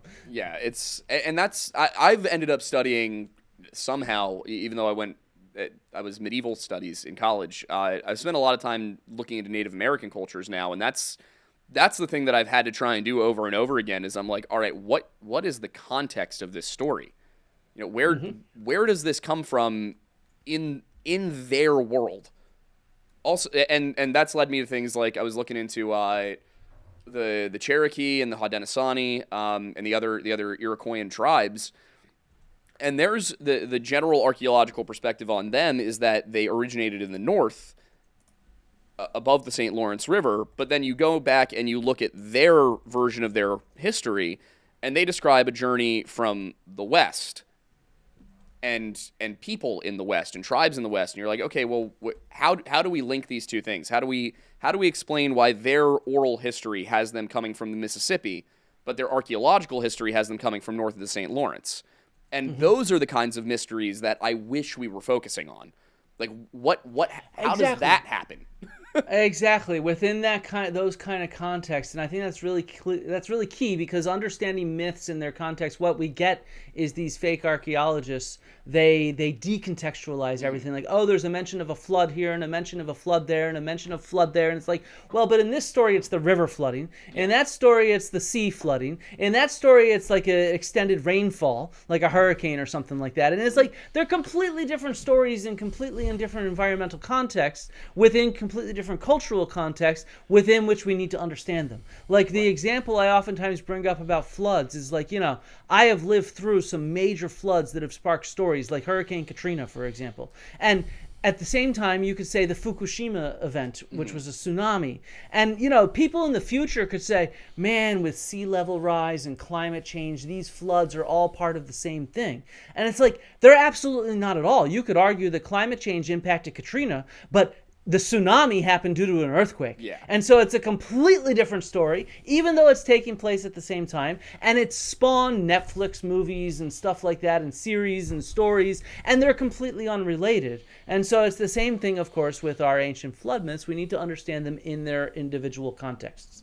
And I think what I struggle to understand is why the Graham Hancocks and Michael Buttons and Jimmy Corsettis, why are they, unless it is purely a grift, which for at least Button and Corsetti, I think it is.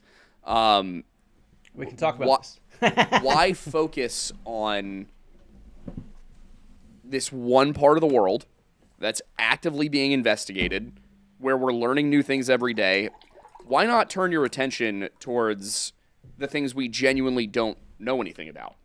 Like, why not get if you have the ability to organize a large group of people's interests and direct them at something, why not something like the Mississippians, where we have a good amount of archaeological evidence about them? We have basically no written history, but we do have a bunch of different oral histories from a whole bunch of different tribes. Where's the interest in, let's compile all of those? Let's take every single tribe and nation that was connected to the Mississippians. Let's take all of those. Let's compare and contrast their origin stories. Let's try and trace their movements through their archaeological evidence. And then we can figure out what happened. There's no fortune and glory in it. That's the downside. Yeah, but it's a real mystery, though. That's what I mean. Exactly. Or you go back to like Gobekli Tepe, and it's like, what about this interaction between people that are building monuments, and on the one hand they're hunter-gatherers, and on the other hand they're agriculturalists? Yeah. That's really friggin' cool. We now have like a whole new set of interactions between these different kind of cultures that we never would have expected.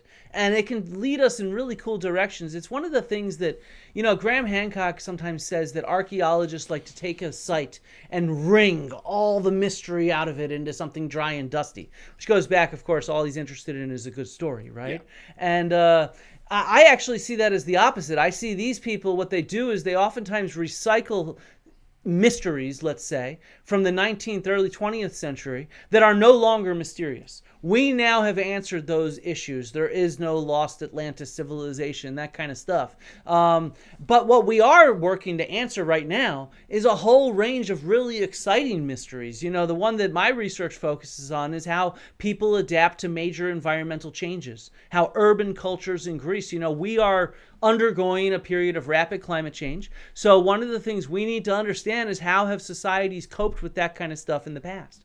And so it's like, that's a big mystery. Which ones were resilient and why? Which ones were less resilient and why? And like, that's actually really fascinating. And it should concern us because it's relevant today. But instead, they're interested in trotting out these same old things from 100, 200 years ago. And it's like, that's really boring in reality, in my mind, because it's not a mystery. It's fun to read. Yeah. And see how people used to think about things, but I mean, people love a good conspiracy story. That's why National Treasure's fun. That's why the Indiana Jones stories are fun, because there's this sense of something greater being involved in the discovery and uncovering of the truth. I don't know what you mean by mystery. National Treasure is clearly a documentary. Well, yeah, but the mystery that's being uncovered is where is, what was it, the final tomb, or what was it? It was the treasure room of the Knights Templar. That's it, yeah. And it's like, you have all of these like mystical. Hide that in New York. No, definitely not. But that's the thing is we like clearly hid that in Philadelphia. Obviously.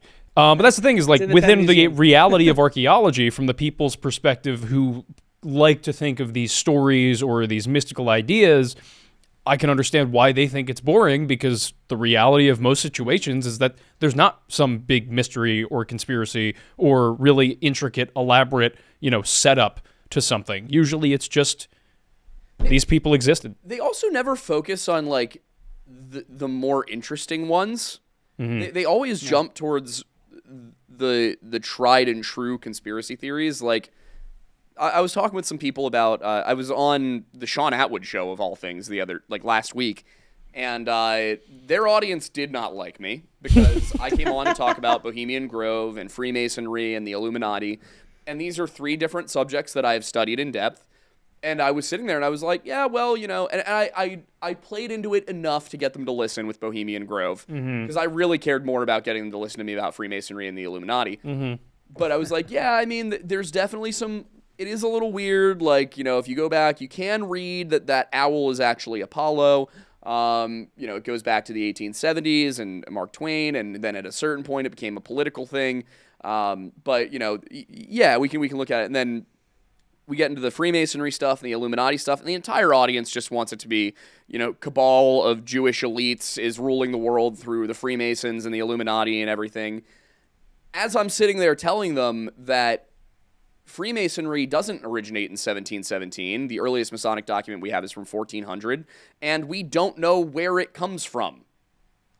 Like, just suddenly, around 1400 AD, there is a Masonic order that has a 15-article, 15-point constitution to it that has its own mythology going back to Euclid that just shows up in England in the year 1400. Where did that come from? Why is that there? Does it have anything to do with the Knights Templar? Yeah. Why are you less interested in the origin of the thing than you are showing that the thing is currently ruling the world? Well, this is where the interesting element of psychology comes into it, because there is a phenomenon, and I can't remember the name of it, and part of the reason why conspiracies and things like this happen, and I'm curious about your perspective on this as well, Flint, is people are far more comfortable with the idea that everything is stacked against them and they know it, than the reality being chaos. And so for people who believe in cabals of whoever, the Illuminati, the Freemasons, for them to have an enemy means that when things go wrong in their life, they have somebody to blame that isn't themselves or just the nature of the universe. Because even if you recognize that, I don't have a lot of control in my life, there's not much I can do, it's way easier to say it's because these people are keeping me down than acknowledging the more likely scenario that, no, the world is just full of chaos and nobody will ever be able to actually comprehend it to the level to be successful every single time.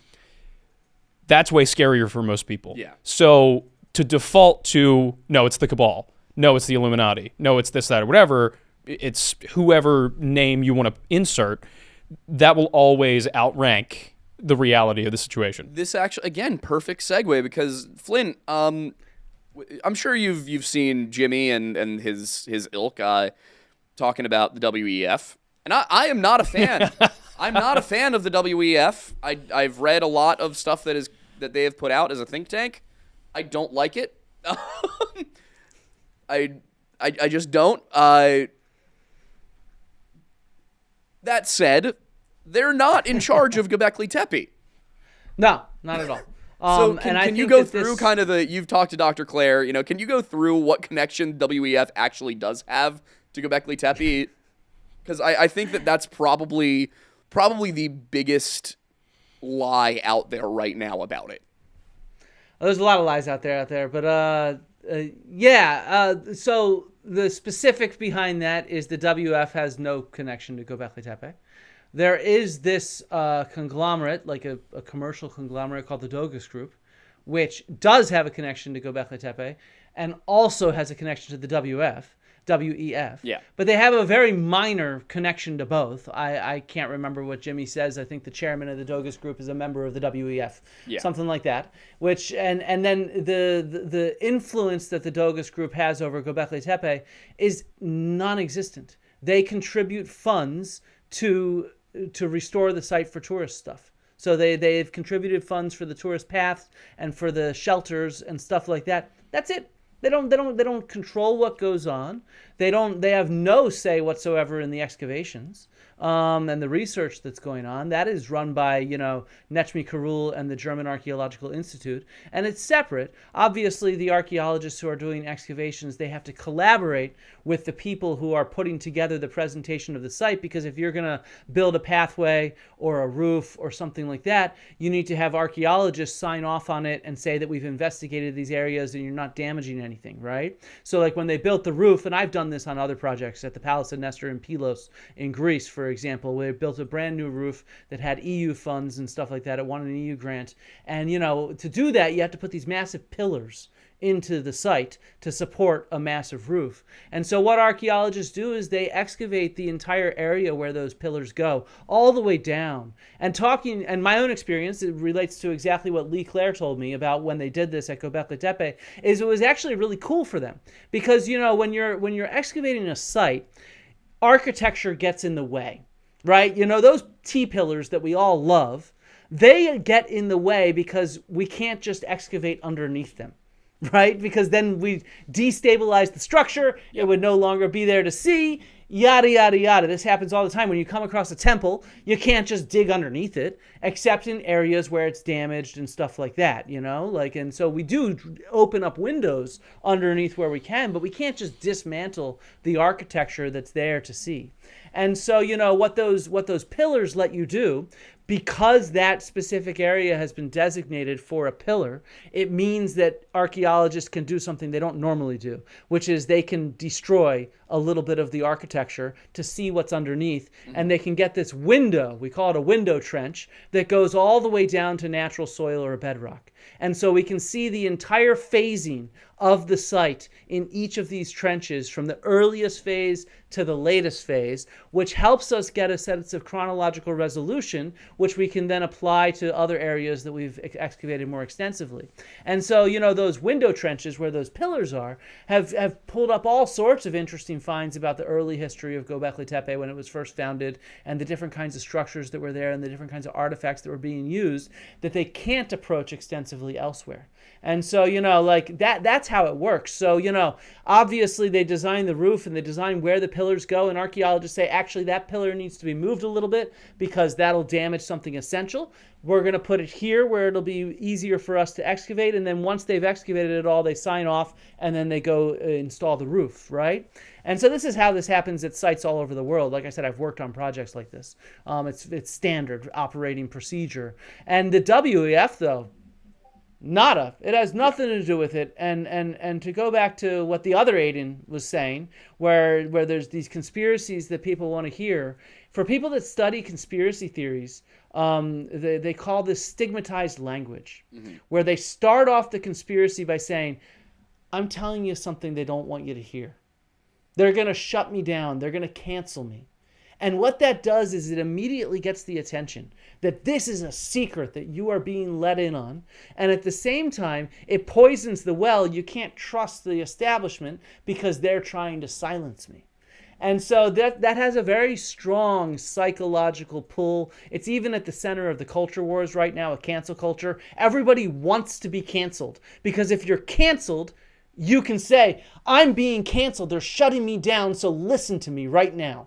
And so it's like, this is just a game that these conspiracy theorists play by trying to heighten the drama with this stigmatized language and these connections to cabals like WEF and whatever have you. I'm not a fan of the WEF either, but they don't really impact archaeology that much. No, they don't.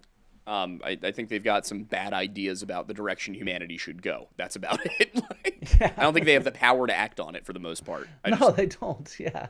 It's a think tank at the end of the day. That's all it is. I have problems with the Cato Institute too.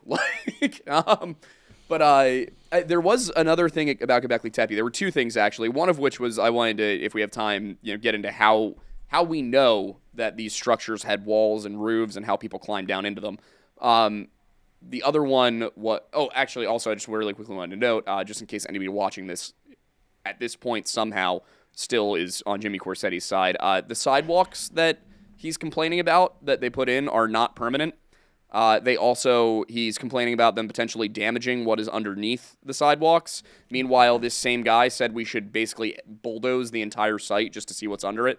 So totally inconsistent. But the one really big thing, because this got me thinking when I heard about it, about the Rosetta Stone, the little statue they found, the humanoid statue they found inside of one of the walls.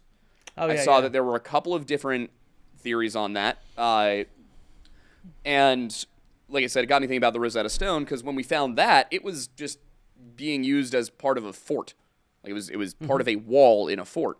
And had a cannon hit the wrong place at some point, we would be having a much harder time with Egyptology than we're already having. It's already hard enough. We did not need it to be harder. Thank God they found that thing. But with this statue, because it's found inside of a wall, some archaeologists I saw were suggesting, oh, maybe this was placed here as an effigy, a sacrifice of some kind. And then others were suggesting, okay, well, maybe it's not that. Maybe they just shoved it into the wall as, part of trash or to be a stone. To me, I look at it and I'm like, there's whichever one of those it is, there's a couple of interesting possibilities, because if it's being shoved in there because nobody knows what it actually is or why it matters, that means that by the time it gets put into that wall, whatever that was, its meaning is so obscure that nobody knows what to do with it, which means it's really, really old, which is interesting. Or it was put into the wall as part of a religious rite or ritual, in which case that tells us one of the first things we actually could know about their spirituality, which is interesting. So I'm kind of curious, what are your thoughts on those perspectives? Do you have a perspective yourself? No, I think those two perspectives and the way you describe them are actually spot on. Cool. And the cool thing is we have parallels for both in Neolithic Anatolia. We have clear parallels for the intentional repurposing of sort of like a foundation deposit, which this being at the base of the wall could be indicative of that. I think that's one of their arguments. But I mean, even talking with Lee, he's not 100% sure. It could be either or. And the point you brought up about the meaning of this statue being lost over time, that can also fit very well with the narrative of Gobekli Tepe, because Gobekli Tepe is occupied for over 1,000 years. Yeah. So what that means is that you think about over 1,000 years of our own history, the meanings of stuff change and gets lost all the friggin' time. And so it's certainly within the realm of plausibility that it was therefore just repurposed as spolio, which is an archaeological term for reusing something as architecture, whether it's an inscription like the Rosetta Stone or a piece of art or whatever. And oftentimes that can be very meaningful as well, because there's this whole Byzantine church in Athens. Oh, I'm forgetting its name. It's a really cool church because it's architecture that faces outwards. It repurposes all this classical sort of sculpture that it intentionally puts in there. And so it is spolia, but it's meant to be part of the display and its connection to the past. And so, that certainly does happen all the time as well. While at other times, they'll just repurpose something because it's a convenient stone. And so when you have just a one-off, it's tough to tell. And this is definitely a one-off. This is the first complete human figure from Gobekli Tepe, which is why it's so significant. But therefore, with it being a one-off, I don't think we're going to have a clear answer as to why it's there until Jimmy's right. We need to excavate more of the site. And Jimmy's wrong. They are excavating more of the site. So they're going to continue excavating more of the site. Somebody is going to clip. Jimmy's right. And that's okay. Yeah, literally. All they're gonna get. That is life when speaking. That's just life. That's what I'm going to do. I'm going to take that and I'm going to make it into a short. Yep. And just like Flint Dibble says Jimmy Corsetti is right, and then the related video is this. Yeah. But I mean, he is right. We need to excavate more of the site. And I agree with him, and so does Lee Clare. They're excavating the site. Every year they actually want to do is excavate. That is what they want to do. I mean, we sometimes need to take a pause because we have to study all the stuff we just excavated, but we don't want to stop. There's no plan to stop in excavations at Gobekli Tepe. They're continuing to excavate, and that's what they want to do. And so it's just like that's where this whole thing is so disingenuous. And this is where, if you want, we can move towards talking about identifying how these people are disingenuous. Sure, yeah. And like with Jimmy, it's really clear because he's like, archaeologists don't want to excavate the site, and it's like, but they fucking are, man. I don't know what to tell you. And he's like, they're destroying the site with olive trees, and it's like the farmer planted the olive trees, and it's just, you're just shouting shit like a toddler. Yeah, it's like, what's more likely? Is the WEF trying to hide the truth about Gobekli Tepe, or did a Turkish farmer plant some trees so he could get more money for his land? Yeah, and he's like, they negotiate. It's like, dude, this is standard throughout the Mediterranean. When a site becomes classified as archaeological, and the government therefore legally has to purchase it from whoever owns it, it gets purchased at a set value based on how that land is being used. And so, as soon as that farmer realizes he has no choice but to sell this land, they always do something to make it classified differently, right? Because they want to get them. It's just standard brackets, and this is like super common procedure because there's hundreds and thousands of archaeological sites in Turkey. So farmers don't want to lose their land, but they have to with these laws, and therefore they want to get as much money as they can from it. This is just which is fair. Yeah, it's totally fair and totally normal, and it's just we all know that this is what happens, and some farmers will not want to lose their land, so they'll try to sue and hold it up in court for 10 years. They usually will if there's a significant site on it, though. And so, I don't think that's what happened with this one. I'm thinking of one in Greece that I worked on, but this is just standard stuff, but it demonstrates the disingenuousness of these people. They are really just making stuff up. And what struck me, I don't know if you guys saw my latest video about Graham Hancock and this interview he did from. Okay, he did this interview in 1996, right? And it was a really disingenuous interview because I think it was not a real news show. I think it's just a promotional for his book. And it's right after Fingerprints of the Gods comes out, right? Within a year. So he's fairly unknown. He's trying to sell his book and whatnot. Back when he was still in the crustal displacement theory. Yeah, right, exactly. In there's the crustal displacement Borderline theory. Chan Thomas. Yeah. And in this interview, he proposes a Jimmy Corsetti style conspiracy where he claims that there is this multimillionaire who is associated with this cult that comes out of the prophet Edgar Cayce from the early 20th century, who prophesied about Atlantis and stuff like that.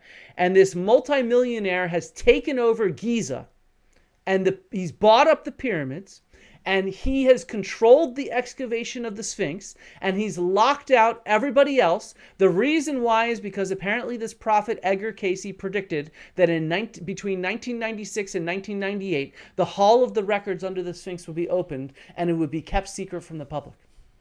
And this was the conspiracy theory that Graham Hancock was spouting back in 1996. It's the exact same style. It's extremely disingenuous, and we know in hindsight it's disingenuous because those excavations did happen, and they are fully published right now. So there was no secrecy involved whatsoever. Mm-hmm. It's just him making up stuff to harass the scholars, Mark Lehner and Zahi Hawass and others who are there at Giza, to harass them as if they're trying to hide the truth.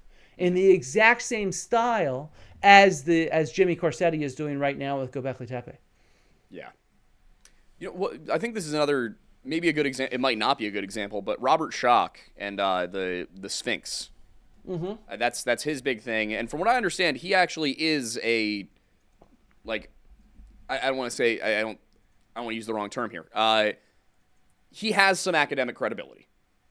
Yes, he's a professor at Boston University, and he's a geologist that mostly studies earthquakes and stuff like that, if I get that right. Yeah, I believe so. So, what he's been saying about the Sphinx and the erosion on it, geology, that would fit.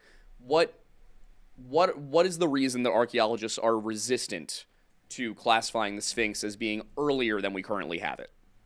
Yeah, I'd say there's, I guess, 2 or 3 good reasons. Let's go with 2.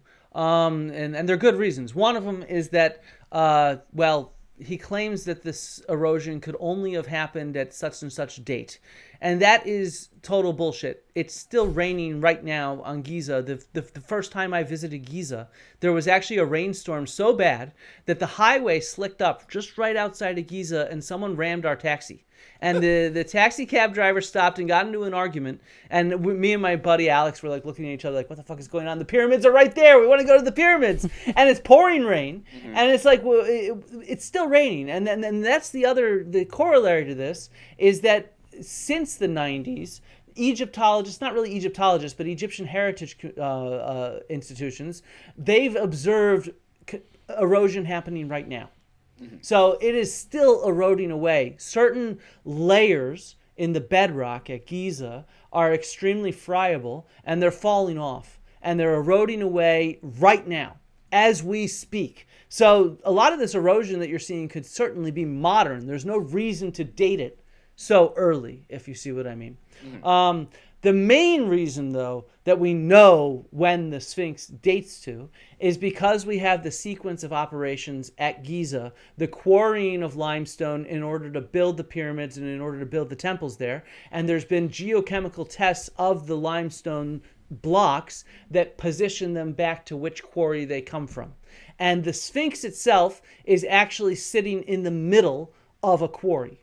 It's sitting in the middle of a quarry that was used to quarry out blocks in order to build Khafra's pyramid, in order to build the valley temple for Khafra's pyramid, and in order to build the Sphinx temple that is directly in front of the Sphinx. And so those structures are all clearly dated by radiocarbon and by their artifacts and by their inscriptions as well, because we have inscriptions in them that tell us when they were constructed. And so, the other thing that is there that tells us about the sequence of operations is that there's a drain that runs down from that middle pyramid, Khafre's pyramid, down and drains out into the enclosure that the Sphinx is carved out of in this quarry. And what's interesting is that drain was there before the Sphinx was built or carved out, because the carving out of the Sphinx interrupts that drain and they need to build a new drain. So we know that the Sphinx has to post-date the construction of that drain, which is part of the entire structure of Khafre's pyramid. So there's just no way around it. We know that the construction of the Sphinx is related to the construction of the pyramids right there, and we know the dates of the pyramids based off of radiocarbon, based on writing in them, and based on the finds that we have. Got it. That's the most succinct explanation of it I've ever heard. It's hard because you ask people, and depending on if they're not used to communicating about this kind of thing, they'll get really into the weeds, and then I'm like, you lost. I don't know what you're talking about anymore. The way you just described it, though, makes a lot more sense. Yeah. And I think that part of the problem too is that people will, then, and I can tell there will be some people who watch this and they're like, well, he didn't really explain it, and I'm like, he gave us the summary version. I'm sure if I asked you to give me a bibliography next week, you could give me one. Oh, yeah. Yeah, in fact... that's the other thing that I think that doesn't come up enough is, when you have people who do the pseudo-archaeology and pseudo-history stuff, they'll always look at it and be like, oh, well, that's not a real explanation, because you can be a little dismissive, or you just give a basic summary version. And generally they go off on such a tangent and get so far out of it that you don't even know where to follow them anymore to start debunking them. But it's like, no, everything that I'm saying, if you give me a few days, I can put together the bibliography, I can annotate it, and I can show you exactly which of these studies my information comes from. But you never get to that stage, because they derail the argument before you can. Well, I do feel like the nice thing is we're in kind of a renaissance of science and humanities, like communication, because I think as of up until recently, the case has been you have people who are conspiracists who are really good at communicating to a broader audience, because that's the goal. Those are the people that they are trying to discuss with. And then you have academics who are almost exclusively speaking with other academics. So when you're in conversation, and Flint, you can tell me if I'm right or wrong here, but I feel like when you're in the field, you can get into the nitty-gritty with each other because you're all kind of caught up to speed on the same information. So the nitty-gritty is normal. So up until recently, there has been an issue where when academics try and discuss certain things, they're so used to talking to other academics who already know the foundation that it's like we're just having a conversation about the things that matter right now. When in reality, and we're seeing this with your channel, I'm seeing this even in the physics sphere on YouTube with, there's a woman by the name of Angela Collier, I think her last, it's like Collier. Yeah, she's great. She does phenomenal physics communication about what is actually happening in the field right now. And there's other people in other fields, but I feel like it's a really good renaissance of people who are academics essentially figuring out the best way to communicate to people who are not academics in a way that gives them the information in a digestible format, but also doesn't diminish the level of information that they're getting, and allows them to have informed discussions with people of a higher caliber than they would have otherwise. I fully agree, and I think in particular in this context we have the added difficulty of these conspiracy theories existing. And so, if you ask most archaeologists this question about the Sphinx, they'll never have even heard of Robert Schoch's idea. and they'll not really know how to answer it unless they're an Egyptologist that has actually studied up on the very specific stratigraphy at Giza. To be honest, that drain thing was something that I discovered, it was probably a year ago, but it was like a phenomenal thing and something that Mark Lehner had written, right? And so it's just like he has it on his website, AERA, the American Expedition Research, I forget what it's called. But it's on there, and it's also in some of his publications. And so it's like, you need to really know the specifics of that evidence. And so in my case, I've taken it upon myself to try to research what is the public talking about in order to figure out the hard evidence that I can show them and I can tell them that shows them why we think what we think. While on the other hand, most scholars, that don't focus on Giza, they just sort of say, well, it aligns well with the pyramid, which is true. That's a good argument too. Of course, it's not a smoking gun argument. Mm-hmm. Just because they align together does not mean that they were, it could be the Sphinx was there before the pyramid, right? But it's that drain that tells you, and the quarrying and the geochemistry of those blocks that tells you actually that they were built at the same time. And in fact, the drain has to precede the Sphinx. And so, I think that this is an argument I make with my colleagues, is we need to pay attention more to what the public is talking about. Yes. Because we're having our own conversation about all this evidence, and it's great. But when we get asked questions, they come out of left field and they sort of shock us. And no offense, Robert Schock.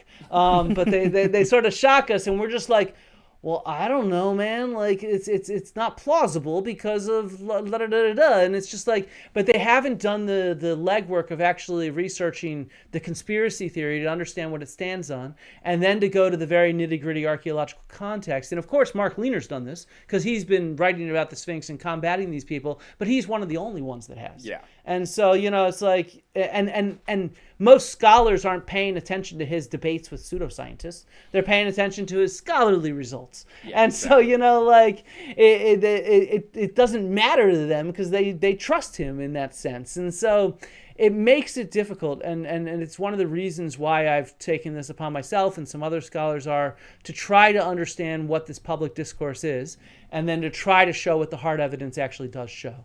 What do you think beyond just more people doing what you're doing, do you think there's a solution to it? Like,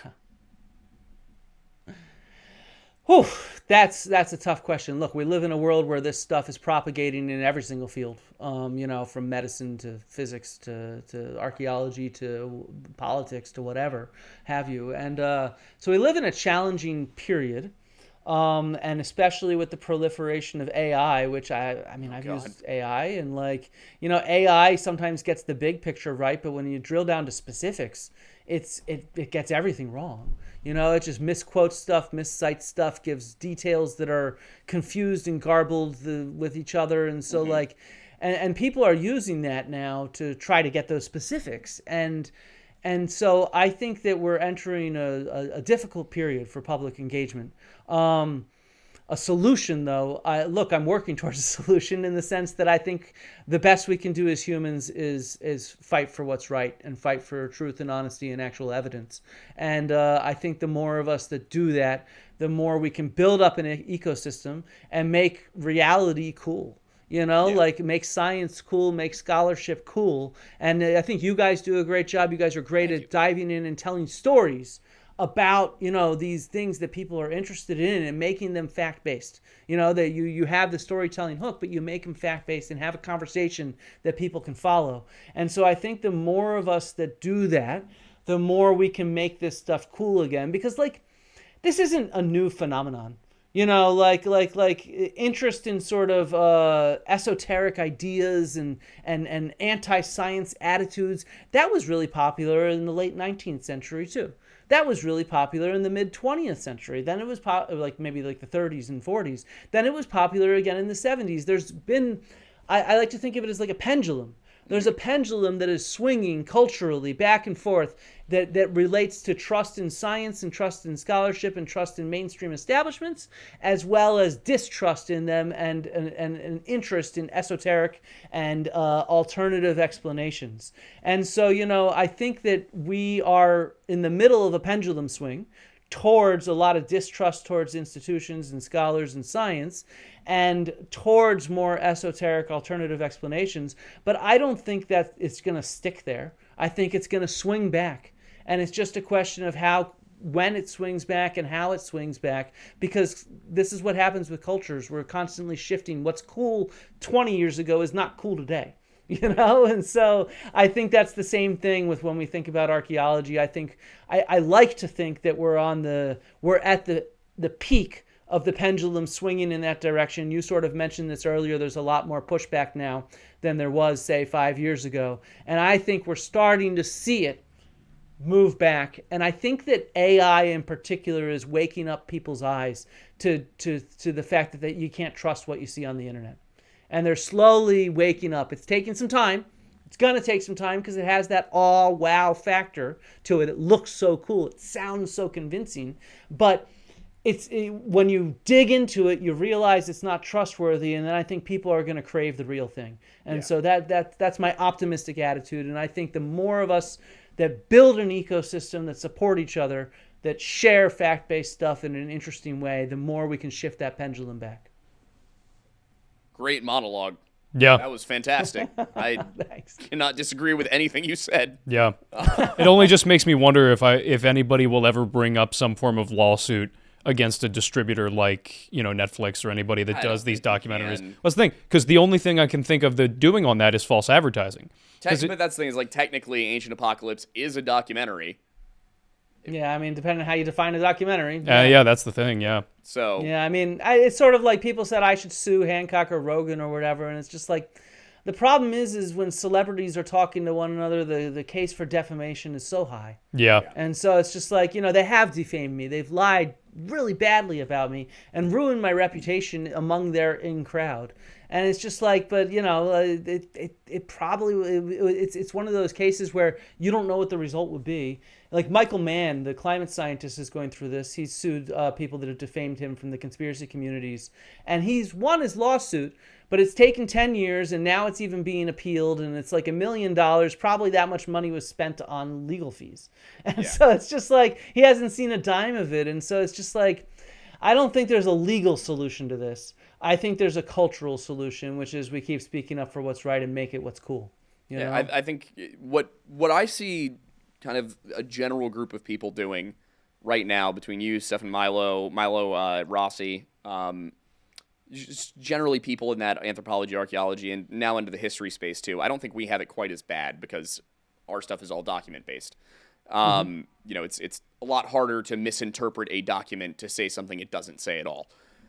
But I think that what you guys are doing is sort of, in a way, like a generalized peer review, where people are putting this stuff out, and a group of people who have the credentials, the experience, the education are hopping in saying, well, actually, here's where your points are flawed. And that's the kind of thing that would happen if you were submitting an article to a journal, but it doesn't happen when you're submitting a documentary to Netflix. So now with YouTube and TikTok and everything, there is a way to do peer review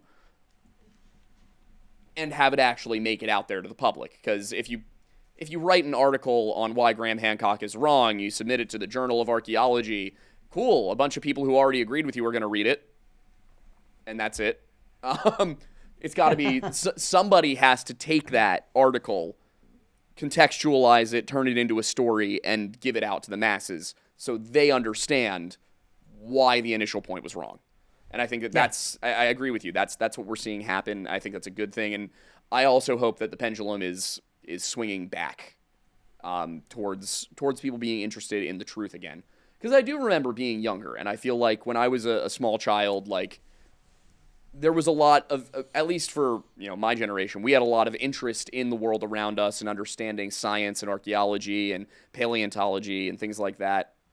And I just feel like I'm seeing the younger Gen Z, some of the older Gen Alpha kids just eat up the slop, and I don't know what to do about this, especially with AI. AI is definitely making it all so much worse. But yeah, I think between what's going on with YouTube and the internet and people coming together, we had the old archaeological Avengers thing back when we were taking down Mom Millennial. Yeah. That might have been before your time, Flint. There was a woman who was denying the existence of the Roman Empire on TikTok. Oh, I remember that person. Yeah, Jesus Christ. Yeah, that was awful. The whole Tartarian mud flood is what Oh she's all- yeah. that's what Oh she's no, part of. we can Yeah. talk Tartaria. Yeah. We can do a whole episode about Tartaria. I think we have officially now a 3-hour video. We do, yeah, just debunking it. Yeah. Point by point, just going down the list. I've been meaning to cover that one at some point too, because Oh. it goes into stratigraphy and all sorts of fun things, and it's just like, yeah, no, my study of history tells me that I have faith mostly in humanity. Humans Yeah. are good, humans are bad, but humans are resilient and adaptable, and we live in a period which is challenging. But this is not the only challenging period humans have lived in, and you just need to go back and look at history to realize that people have often risen to these challenges. And so, this is our challenge to deal with, which is all this kind of flood of slop. Yep. And this is really, I think, the defining challenge of this internet age, especially the period we're in now. And, more and more smart people are paying attention to it, addressing it, and trying to think. And I think we're going to win out in the end. It's just a question of how long it takes. And I don't know, but I imagine it's probably a generational thing. So we're talking 5, 10, 20 years. It's going to look very, very different, the landscape of information out there. I sure hope so. All right. Well, I do know we are definitely coming to the end now. Yes. Of the hour and a half. So, Flint, thank you so much for being here. This was a great conversation. I love when I get to learn things doing my job. Yeah. It's great. Yeah, it's great to get to talk to somebody who's an expert in their field and just have all of my questions just go away because I understand them now. It's like if only people thought to just ask somebody instead of going off and creating a conspiracy theory in their head. But obviously you have your own channel. You are writing a book. You want to just tell people where they can find you, where they should read you? Yeah, my main spot is Archaeology with Flint Dibble here on YouTube. I produce videos regularly about archaeology topics and debunking stuff. Surprise, surprise, the debunks usually do better. I wish people would pay more attention to the straight up fun archaeology, but it is what it is. People watch what they watch, and I'll continue to do both. But I'm also on social media, most social media platforms with the handle Flint Dibble. Okay. I'd say my primary one is Blue Sky, but I still am pretty active on Twitter. And Twitter's where the fight is. Yeah, Twitter's where the fight is, but it's just so scummy right now. Oh, I know. So scummy, and it's just people are such assholes, and it's like, man, I wish people would just be a little friendlier. Mm-hmm. I agree. I have a tough skin. I've taken a lot of flack, but at the same time, it's not fun to read through a whole bunch of troll comments every single day. I'm not gonna lie. It's not a fun thing to deal with, and so it doesn't really impact me, but it's not like my idea of a good day. Yeah. So I try to ignore most of Twitter for that reason because you got to stay positive. Do you have any books currently out, or just the one you're currently working on? No, just the one I'm currently working on. It'll come out probably late 2026, more likely early 2027. It's called The World That Never Was. Ooh, I like that. So it's all about the lost civilization ideas, and I sort of go through, just asking questions: why, how, when, where, what, and then I talk about myths and history and archaeology and how they relate together, and then I kind of look at this as a modern phenomenon. Why is this stuff so popular? What kind of impact does it have on our world that fake archaeology and fake history has such a prominent place in what people think of as legitimate? And so it's a lot of what we were talking about today, but I'm excited for it to come out. And but books take time. YouTube videos are faster. Yeah. Much. Yeah. All right. Well, thank you so much for being here. This was awesome, and we're definitely gonna have you on again to talk about some stuff in probably the Americas because I have further questions. That was actually, I was going to say, one of my primary questions I'd love to get an opinion on from him is about the Vinland Saga and their likely location. All right. Well, Wait. Okay. Yeah. We'll have to plan something out. Yeah. All right. Thank you so much. Thank you, guys. It was a pleasure.